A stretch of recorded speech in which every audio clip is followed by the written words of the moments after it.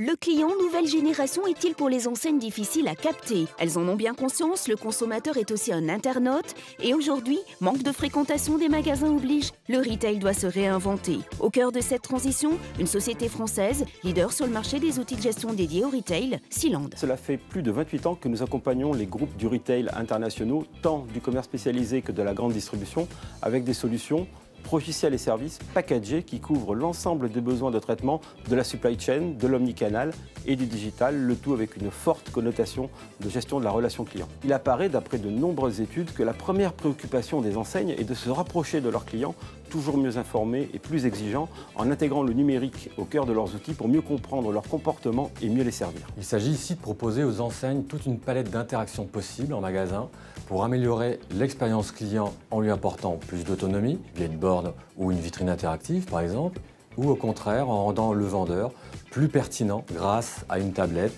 ou une table multitouch. Bref, il s'agit de rendre le client plus libre dans ses achats. Le client choisit le canal, le lieu et le moment de son achat. Notre approche chez Sealand est de proposer une solution omnicanal unique qui se décline sur tous les canaux de vente, sur tous les supports et types de matériel actuels. Nous rendons les enseignes capables de vendre partout et à tout moment, en assurant une animation commerciale et une gestion du client homogène et cohérente sur tous les canaux de vente. C'est ce que nous appelons l'interaction client augmentée. On dirait que Sealand a tout compris, innovation, services associés, expérience et connaissance du terrain. En plein boom, la société se déploie. Après l'Europe, l'Asie, aujourd'hui l'Afrique de l'Ouest.